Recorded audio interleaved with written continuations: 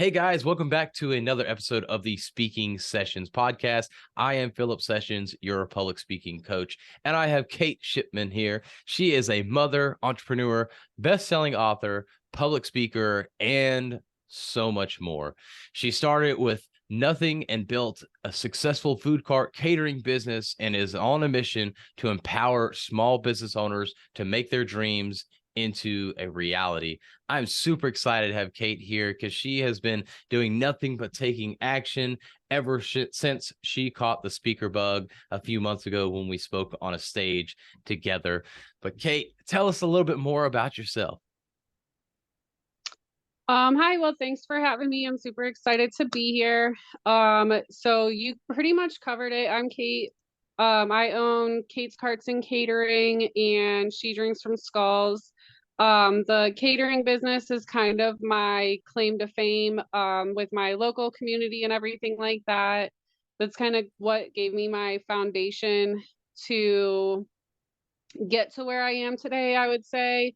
I started with that and started investing into more self-development and everything, and landed into Apex, and kind of just took off from there. Started getting into the right rooms and everything, and started telling people my stories, and like how I got from where I was to where I am. And then people were like, that's incredible, like you need to tell more people about that, that's going to help somebody.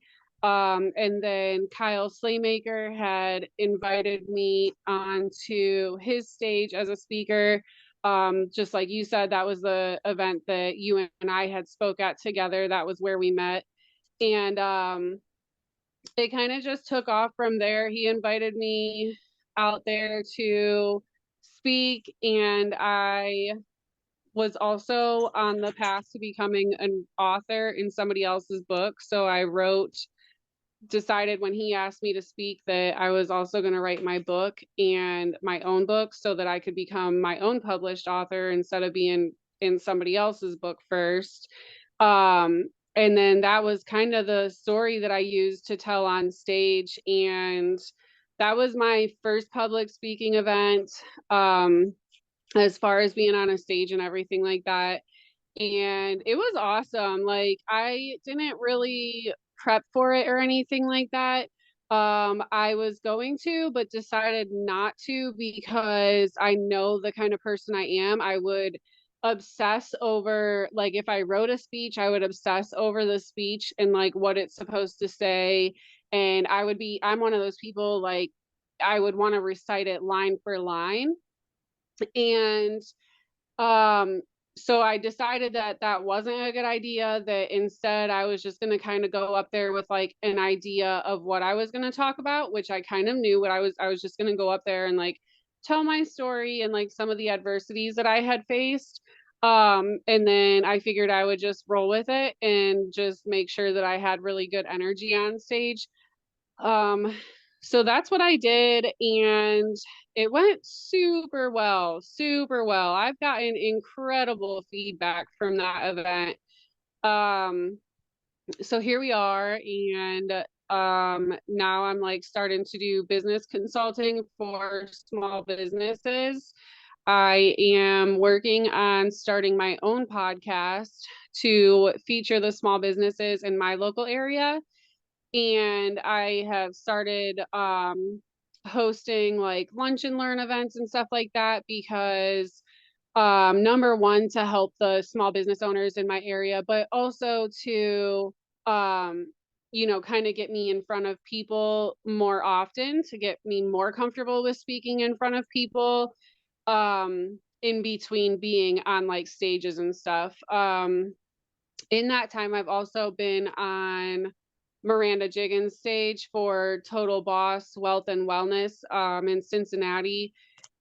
That went really well. And then she invited me to speak at the one next year in Cincinnati and at her Dominican Republic event. So things are happening. It's been busy. Wow, you have been somebody just has taken massive action. That's one thing I really admire and respect about you, because I know we talked a little bit about the lunch and learn, and I gave you some pointers there, and you're like, all right, and then boom, you just took off. It was amazing. We're gonna get into that in a second. I do want to backtrack here real quick. So you just nonchalantly like, yeah, I know the guy named Kyle Slaymaker. He like invited me on a stage, like no big deal. Well, for a lot of people, that just doesn't happen. And obviously, it wasn't just like Kyle's just one day like, oh, I don't know, this Kait Shipman person sounds like a cool name. I'm going to invite her on stage. So, what do you think was the reason why he invited you on stage specifically? There's clearly things you've done, and clearly you're showing us you take action, so people would want to have you on stage for those reasons. But why do you think Kyle invited you on his stage? Yeah, so I was invited to speak out there because, like I said, I've told a few people about my story of like how I got from where I was to where I am. And it's just like, you don't find your own story to be inspirational, but a lot of other people do, kind of thing. And so Kyle had heard my story and had heard about some of the adversities that I had to deal with my food cart and catering business. Hmm. Um, and I'm just me. I come from a tiny little town. And in the food cart business, I had to face I've had to face governments and municipality governments that didn't want mobile food vendors out there. And I had to go up against them because that's illegal. They can't prohibit somebody from pursuing legal business, free enterprise. So I had to like kind of like, educate them with Huh. um lawyer cases and such that showed them, like, I was like, so I emailed them because you have to get a mobile or a license to be in any city that I go to. The food carts have to have a license. So I email my hometown and I'm like, hey, I this is my business. This is what I started. I wanted to come set up in town. What is the process to get permitted to set up in town? And they're like, well, you can work for 4 months out of the year and that's it. And I'm like, that doesn't make sense because like you guys still charge me utilities for like 12 months out of the year. Hmm. And they're like, well, that's great, but we do it to protect the brick and mortar businesses in town that pay taxes and utilities and blah, blah, blah. And I'm like, okay, but I do pay taxes and utilities year Huh. round. And so I was like, and that's illegal, like completely illegal. I was like, so I sent them some case studies where other towns, like big cities, had been fined like $50,000 a day until they fixed their own illegal policies that prevented free enterprise for mobile food Mm. vendors. And I was like, so she's like, oh, well, I misstated what I meant to say. And I was like, well, whether you misstated it or not, here's these examples about why that's illegal. You let me know how you want to proceed. Yeah. Um, so that happened. I have had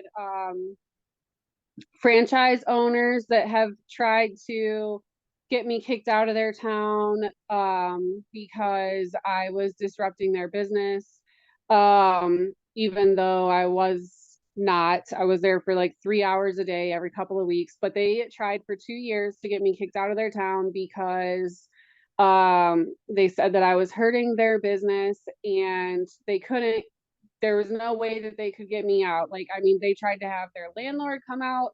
They tried to threaten me with the sheriff. They tried to threaten me with the town, and I was totally legal. I was legit. I was allowed to be there. So finally, they petitioned the town to eliminate the parking where I set up at and make it like a loading and unloading zone only for their semi drivers. Oh So that man. happened.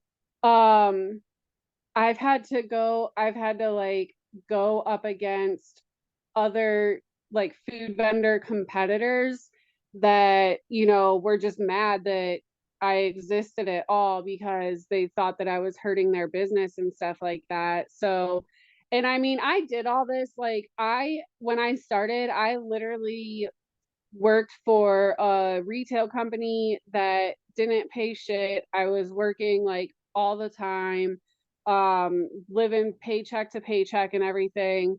I took a loan out on my 401k actually to get my first food cart.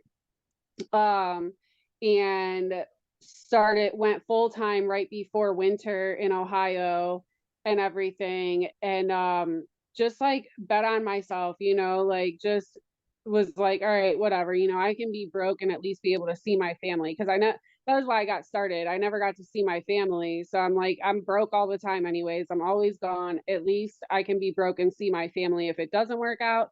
If it does work out, awesome. Let's do this, you know? Mhm. Um, so that was why I got started, but you know, like I didn't have two pennies to rub together when I first started. And now I've got two food carts, multiple employees, getting ready to open up a storefront and everything. It has definitely not been easy. It's just been one challenge after the next. And I just face them and keep pushing and persevere through all the BS and stuff. And that was why I was invited on the stage because it's just like I said, like your story is not inspirational to yourself because you're in the thick of it.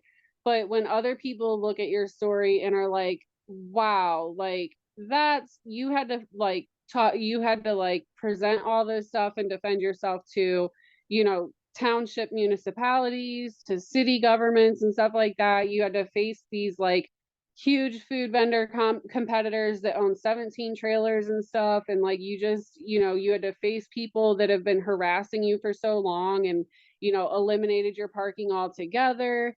I mean, I've had locations like COVID hit in my location that I fed literally 3 days a week. It was like the bread and butter of my business. Um, they called me. I had a freezer I was full of food. I was on my way out there and they were like, "Yeah, I have no outside visitors." And I was like, "Oh, okay, great, thanks." Like, what am I supposed to do now, you know? Wow. So, yeah, that was kind of why I was put on invited out there is just to like tell my story because, you know, a lot of people are going to go through a lot of challenges and it just depends it like you're gonna face the challenges and stuff, but it just depends on how you react. Like you're gonna fall on hard times, you're gonna have problems and stuff like that. But the difference between like the people that make it and the people that don't is how you respond to the challenges that you face. Like, are you going to, you know, tuck your tail and run, or are you going to be like, all right, let's go, like, let's do this, you know? Yeah. Yeah, for sure. And I would agree.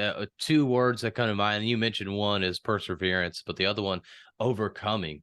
I mean, overcoming and persevering through all the things. And that's a lot of times entrepreneurship. And you mentioned something else that was really interesting, and that you're talking about this story that for you doesn't seem all that phenomenal and great, and people would be inspired by it, but it really is inspirational. And maybe not specifically your story, but even people in the audience, that's what they think, like, oh, I'm just a normal person, this is what I go through every day, like there's nothing special about it. And how I can kind of relate to this, another way to relate to it is whenever my daughter was under 3 months old, I don't know how we would get up 2 or 3 times a night and spend 30 minutes to an hour with her, and then go back to bed, and we're back up in an hour, like sleep for an hour, and you're just so tired, and somehow you get through it, and it doesn't seem like it's all that great. But then when it happens again, 6 months, a year later, we're like, oh my gosh, I had to get up twice tonight for like 15 minutes each. Like, how in the world did I go through that? But that's exactly what it is. Your story, it's like, yeah, I just went through it. That was just life. I just went through it. I had to do it. There was no other choice. But it is an Yeah, inspirational story for other people for sure. What were you gonna I say? think that's yeah, I think Yeah. that's part of it too is like if you don't have another choice, like what are you gonna do, you know? And that Yeah. was me like So I had gotten into the business to, like I said, to be able to spend more time with my family. And um it was just like I would work 6 days a week at my salaried position, and then one day a week I would go out and work the food cart. And then Mm-hmm. like one of my 6 days a week was like a half day. Mm-hmm. So on the half day, I would wake up extra early, go into work at like 4:30, 5 o'clock in the morning, work my half shift, and then I'd leave there, go grab the food cart, and I'd go feed a factory. And then Man. on my full day off, I would go do a lunch shift. So I got to the point where I was like, I did this so that I would have more time to spend with my family, but now I'm working 7 days a week. And like the business isn't it's making it's gaining traction, but it's not taking off or anything because I didn't have time to invest in it to allow it to take off. Mm. So then it was just kind of like, so now I'm like, you know, now I'm always working, and I'm not like, things aren't moving as quickly as what I need them to. So then I Mm-hmm. was like, all right, I can do one or the other, but I can't do both because this is defeating the purpose. Yeah. The and put the food cart on the sidelines until I like, because in my head I was going to work both of them until I had a good savings account set up for it. Mm-hmm. But that doesn't work in retail when you're not in like the high levels. You don't make good money.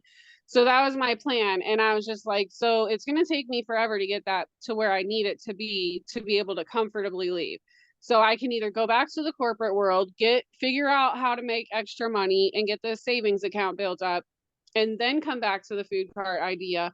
Or I can leave the corporate world, take a chance on me, bet on my ability to run the business and like build it up to what it has to be and everything. So that's what I did. Like I told I didn't tell anybody except for my daughter's father. He obviously, we raise a kid, like, so I like told him, and he was just like, all right, let me know a date. So I gave them a month's notice because I was a regional training manager, so I trained all the new employees, or not, Mm-hmm. all the new managers, and I fixed broken stores for them, and I traveled around everywhere and I did all their inventories and stuff. um so I gave them a month's notice to be prepared because I did a lot for them, Mm-hmm. and they did not prepare at all because they didn't think I was going to. They thought I would change my mind because it's a food cart and it's winter time in October. But yeah, October 2nd was my last day in the corporate world, and um I haven't looked back since then, and it worked out. Like it hasn't been easy by any means. Like I've snapped a trailer tongue. Um Oh. my first winter or my second winter, I was like driving home and I looked out my back window and my trailer tongue was like snapped in half. My trailer was like almost dragging on the ground. That had to get fixed, obviously. I've had employees drop my trailer on the tongue because they didn't hook them up properly. I've had to learn how to completely disassemble and reassemble a food cart because hot dog mechanics aren't, like, that's not a thing.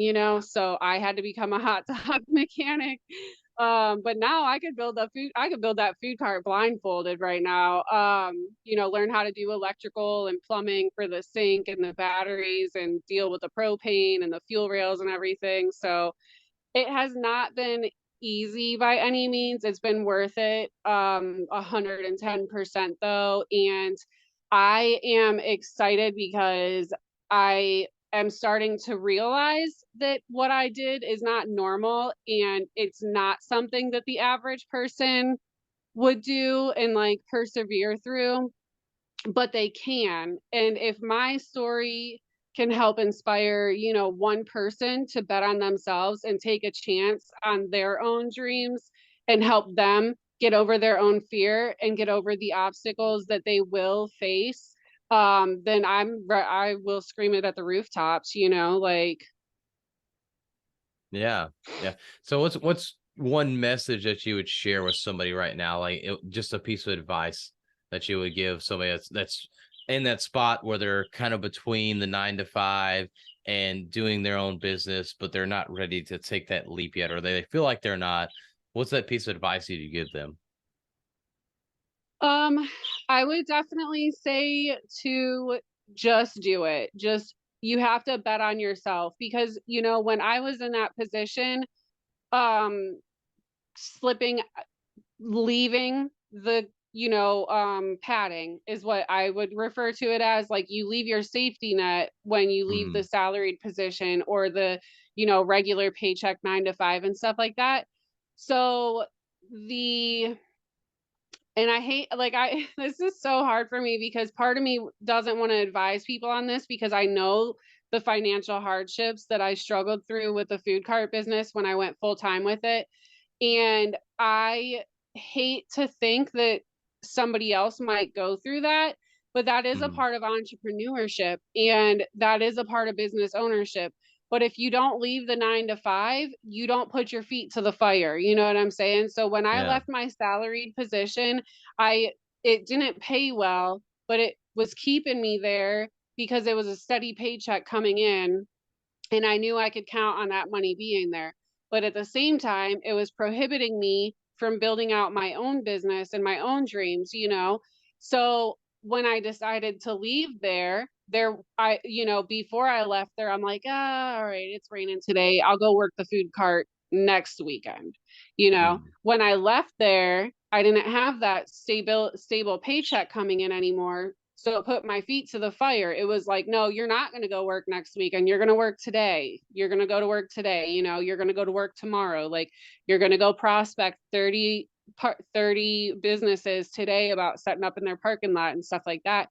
Like it puts your feet to the fire because, you kind of go on to survival mode. Like you're not, you are you are what you have, so it forces you to bet on yourself.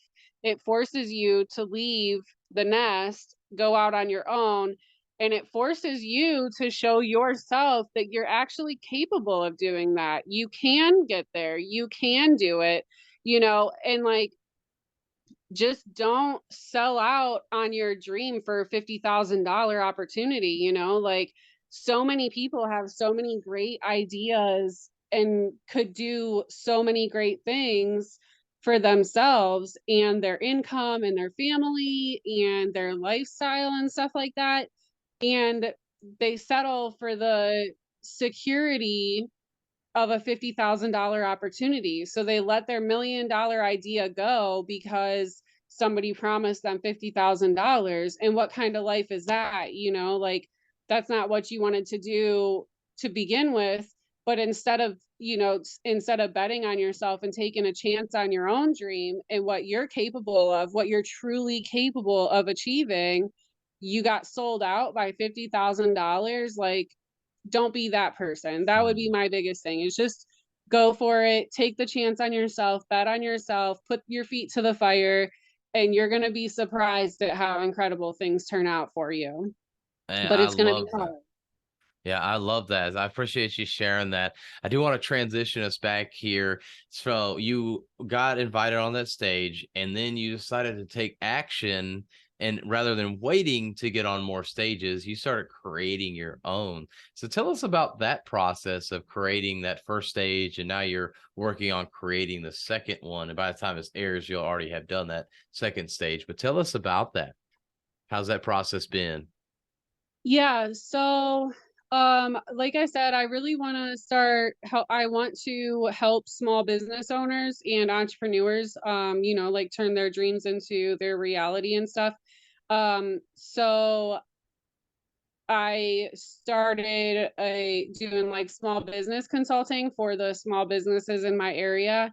And I had seen you post about helping people by doing lunch and learn events, which was I'm like, duh, of course. Like, that's such a good idea. Like, I'm a caterer, so that helps my catering business. Yeah. But also, that will help me get in front of people and be able to help more people.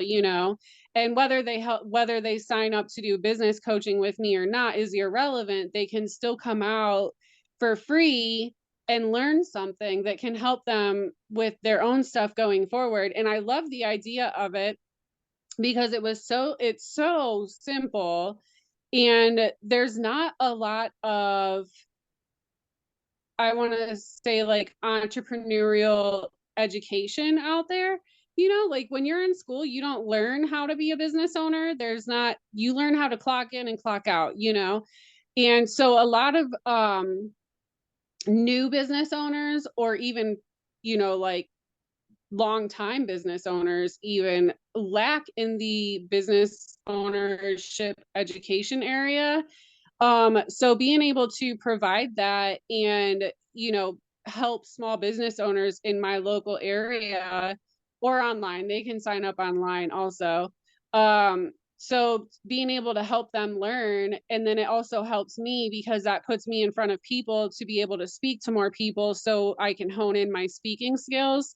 And then also start to build bigger stages for bigger audiences. And so I've been yeah, I saw your post about hosting local lunch and learns, and I was like, okay, yep, I can do that. So I booked my venue like a week later, made my first post about it the next day. I was like, yeah, so if I did lunch and learns, what do you want to talk about? And like, a lot of people were like, oh, social media. And I was like, all right, great. So I reached out to a really awesome social media person that's not local, but local enough that she could drive in. And I told her like what I wanted to do, and she's like, "Yep, sign it up." And I was like, "Awesome." So then I posted up like just the most basic Canva GIF that was, or image that was like, this is a free lunch and learn event. This is my speaker. This is where and when, and this is what she'll be speaking about. And it's a free monthly workshop to help small business owners, take their company to the next level or whatever. And I what did I have? Like, what did I do? Like 2 weeks of advertising before that Yeah. first event. It was like, it all happened so fast. Like, it was like 2 weeks because, that I had started, from the moment I started planning it until like it all happened, maybe 3 weeks. It was not even a month long from the time that I started planning it till it actually happened, because I remember looking at the calendar of available dates for the venue, and I was like, okay, well, I guess that's the only one. So that's what we're doing. Like, and then I was like, great, now I've got, 3 weeks or 2 weeks to plan this. But it all came together and it was super awesome. I had 24 people register for it, and um like 8 of them were online only, which worked out fine. I recorded it. I actually just used my phone to record it, and then I uploaded it in a private link to YouTube, and then I emailed that to everybody for the online stuff. Um, and then I had 11 people show up in person for it. Um, and it was incredible. I had a speaker come out that spoke on social media management, and it was super interactive. There was 11 people, myself, and then the speaker. So, and then a photographer. I did spend the money to hire a photographer to come out and get pictures of the first event just for advertising for the second event and more events coming forward.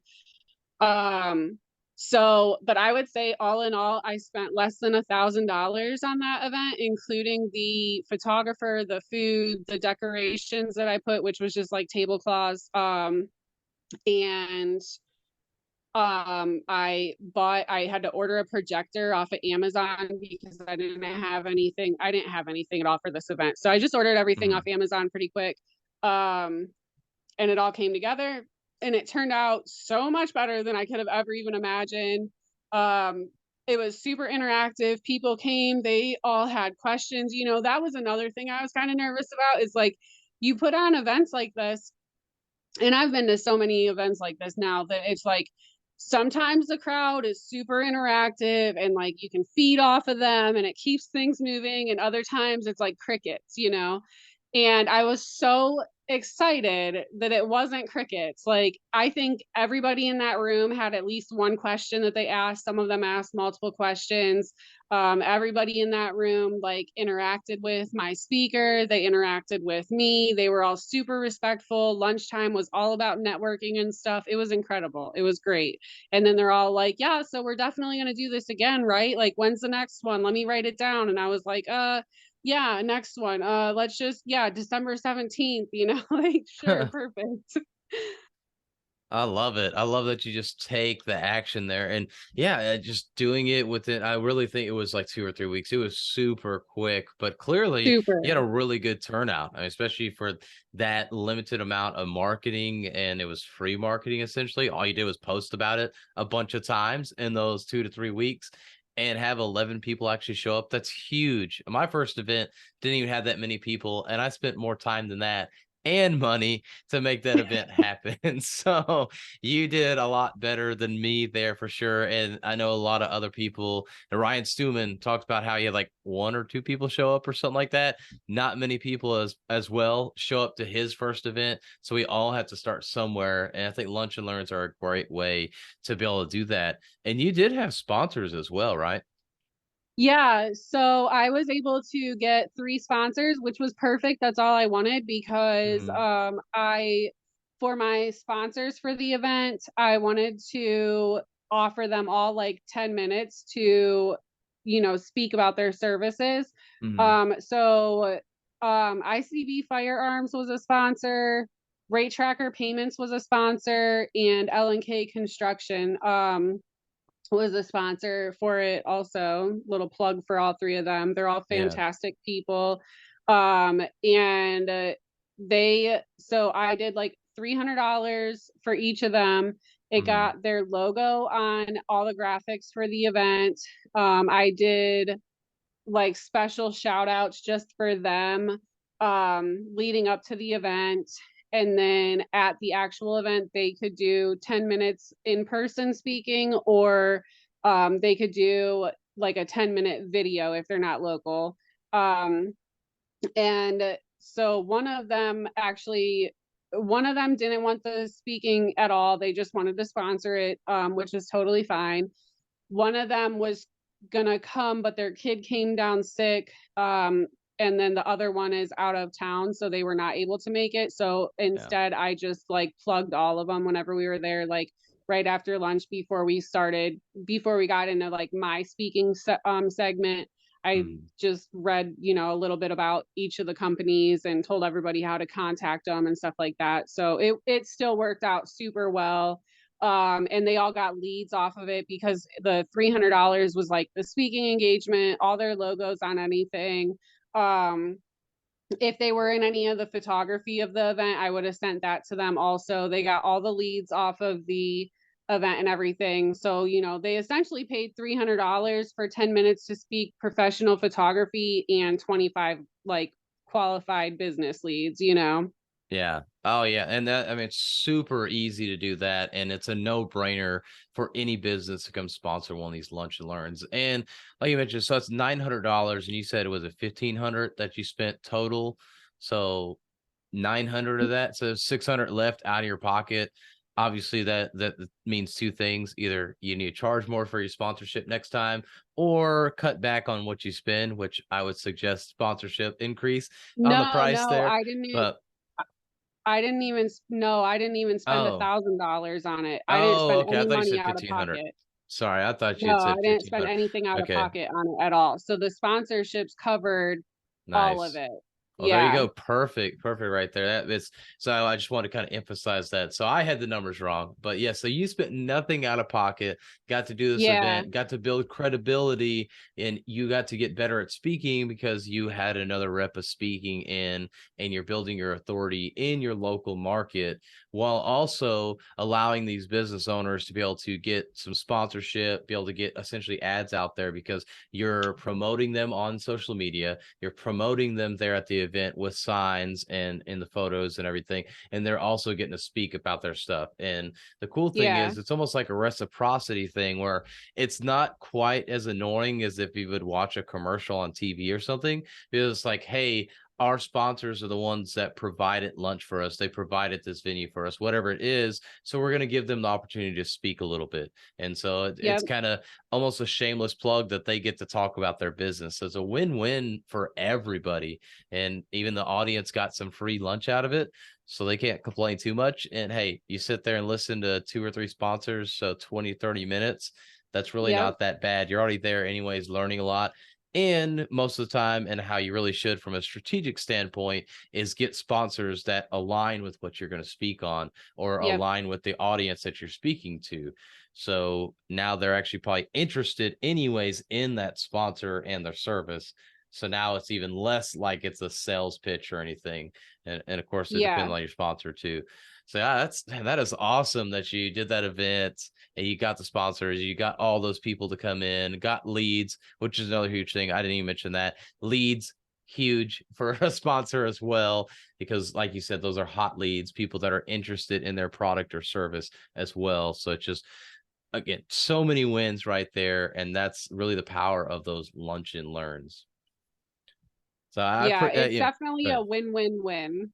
yeah, definitely. Well, Kate, I appreciate you sharing all of this so much. I do have one final question for you that I ask every guest that comes on here.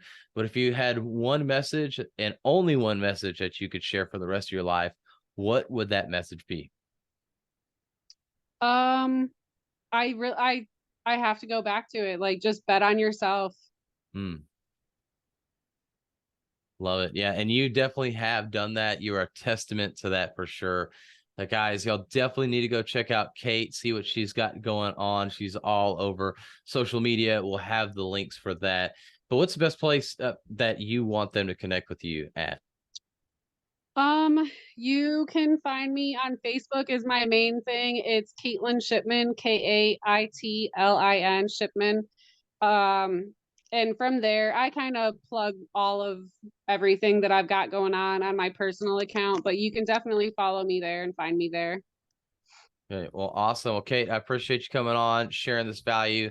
Guys, if you got value out of the show, please make sure to go share it, leave us a review so we can continue to grow the show and bring on guests and give them the respect that they should and do deserve, because they're coming and bringing so much value, and we can get this message out for them as well by you sharing and giving this show a review. But appreciate all of you, and make sure that you go out there and fire up the mic.